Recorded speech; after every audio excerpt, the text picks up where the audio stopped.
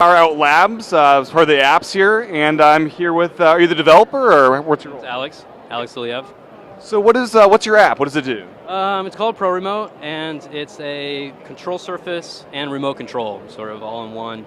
It's two-way real-time control of Pro Tools or Logic or Live, actually any application that supports Mackie protocol. Would it work with GarageBand ever in the future, or is that a different system?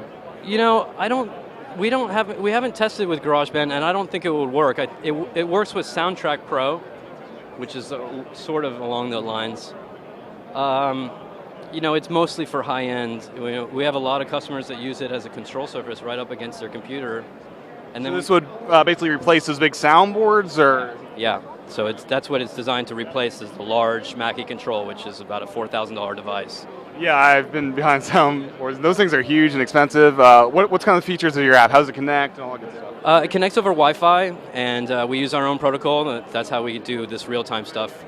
Here at the Macworld show, we're not having the best of luck with the network, but we're still doing pretty good. We've added some features that allow you to do things like a remote mouse, so it's just essentially a trackpad, and here it's showing where the cursor is on the screen, so you never have to walk over your computer to get to certain, you know, inevitably what happens is you're recording and some dialogue pops up on the screen and then you have to get up and walk over.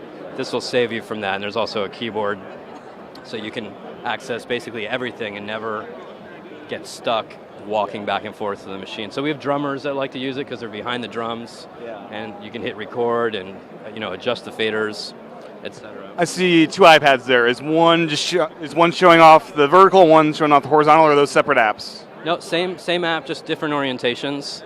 You can see we have 16 channels up, and these are 60 millimeter faders.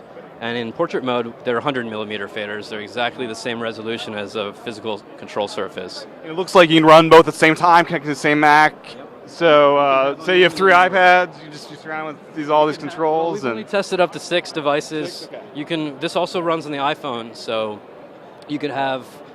We have some clients that have 4 up at a time, and they have it, 8, 8, and 8. And we have some clients that just do 2 in this landscape mode to have all 32 channels up. Are you able to customize the interface depending on what you want to do? Not yet. The interface changes depending on what app you're running. So if we go into Logic, again, you have to sort of wait for the network here. It's really slow, but you'll see that this will switch to Logic now. The skin of it looks like Logic rather than Pro Tools. Okay. So that's about the most in terms of customization. The next version that we release probably next summer will allow you to build your own surface completely from scratch. And once again, what apps will this connect with? It works with Pro Tools, with Apple Logic, it works with Ableton Live, it works with Reason, Reaper, basically all of them. As long as they support Mackie Control Protocol or a Huey Control Protocol, it'll work fine. Pricing and App Store, I'm guessing? Yep, so it's in the App Store. The full edition is what I'm showing is $100, and we have a light edition which is $20, and they're both on sale this week for $10 off. The official name when you want to search for it? ProRemote. ProRemote? Okay. Yep. Awesome, thank you for your time.